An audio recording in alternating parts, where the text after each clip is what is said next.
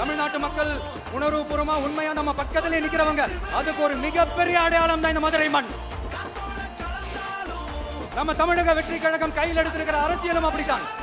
உண்மையான அரசியல், உணர்வு பூர்வமான அரசியல், நல்ல அரசியல், நல்லவங்களுக்கான அரசியல், நாட்டு மக்களுக்கான அரசியல், நல்லது மட்டுமே செய்கிற அரசியல். நம்மளுடைய இந்த 2வது மாநில மாநாடு வாகை சூடும் வரலாறு திரும்புகிறது. அப்படி இந்த மாநாட்டுக்கு பேர் வச்சிருக்கிறோம். 1967லயும் 1977லயும் நம்ம தமிழக அரசியல் ஒரு மிகப்பெரிய ஆட்சி அதிகார மாற்றங்கள் ஒண்ணு நடந்துச்சு இல்லையா?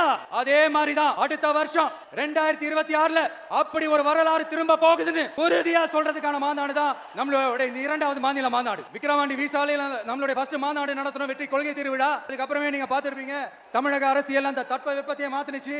நமக்கு எதிராக எத்தனை குரல்கள். ஆனா உங்களுக்கு தான் நம்மளை பத்தி நல்லா தெரியுமே. எந்த குரலையும் காதலையே போட்டுக்காம மக்களோட குரலை மட்டுமே கேட்டுக்கிட்டு நமக்கு எதிராக வர அத்தனை கூக்குரல்களையும் சின்னதா ஒரு சிரிப்போடவே கடந்து வந்திருக்கிறோம்.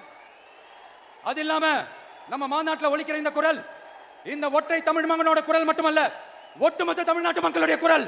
தமிழ்நாட்டில் இருக்கிற ஒவ்வொரு வீட்டிலிருந்தும் ஒலிக்கிற குரல், ஒட்டுமொத்த உலகெங்கும் வாழும் ஒவ்வொரு தமிழ் வீட்டிலிருந்தும் எழும் குரல். இந்த சினிமா என்கிற மாபெரும் கலை ஆயுதத்தின் வாயிலாக சாதி, மதம், இனம், பாலினம், மொழி கடந்து இந்த நாட்டின் மூளை முடுக்கெங்கும் ரசிகர்களாக இருந்து தோழர்களாக நம்மோடு பயணிக்க துவங்கியுள்ள அனைவரோடும் இணைந்த ஒவ்வொரு மனிதருக்காக ஒலிக்கிற உரிமை குரல். மாநில உரிமைக்காக, பெண் உரிமைக்காக, சமூக நீதிக்காக, சமநீதிக்காக, மதச்சார்பின்மைக்காக உண்மையா ஒலிக்கிற குரல்.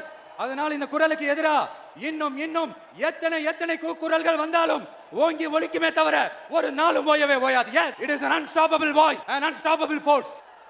நம்ம அரசியலுக்கு வர்றதுக்கு முன்னாடி அட இவரெல்லாம் வர மாட்டாரியா, அவரே வரல, இவரே வரல, இவருங்க வர போறாரு அப்படின்ட்டு நிறைய பேர் ஜோசியம் சொன்னாங்க. அப்புறம் நம்ம கட்சியினுடைய பேர் அறிவிச்சதுக்கு அப்புறம் பேரு தானே அறிவிச்சிருக்கிறாரு, மக்கள் கிட்ட பேர் வாங்கணும்ல, அதெல்லாம் முடியாதுன்னாங்க. அப்புறம் ரொம்ப முக்கியமா மாநாடுலாம் எவ்வளவு பெரிய விஷயம், அதெல்லாம் இவர் ஒத்தால எப்படி பண்ண முடியும், சும்மா பக்கத்துல புசியானதை வச்சுக்கிட்டு மாநாடுல எப்படி நடத்தி காட்ட முடியும், அதெல்லாம் அவங்களால முடியாது. அப்புறம் மழை பெஞ்சு எல்லாத்தையும் எடுத்துரும், ஏன் என் கூட இருக்கிறவங்களே கூட தான் சொன்னாங்க.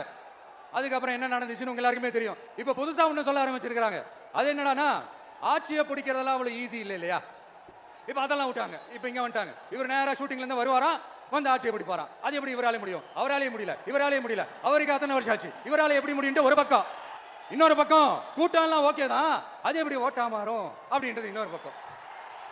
இப்படி கதை, திரைக்கதை, வசனம், இயக்கம், பாடல்கள். அதனால இந்த அரசியல் ஆய்வாளர்களுக்கு நான் சொல்றதெல்லாம் ஒண்ணேதான், நல்லா கேட்டுக்கங்க. இந்த விஜய் ஏதோ இந்த பல லட்சம் பேர் கூட கூட்டத்தில் மட்டுமே இருக்கிறாரு அப்படின்னு மட்டும் தப்பு கணக்கு போட்டாதீங்க. ஏன்னா நம்மளுடைய இந்த கூட்டம் வெறும் ஓட்டா மட்டும் இல்லைங்க, வரப்போற தேர்தலில் மக்கள் விரோத ஆட்சியாளர்களுக்கு நாம வைக்க போற வேட்டா.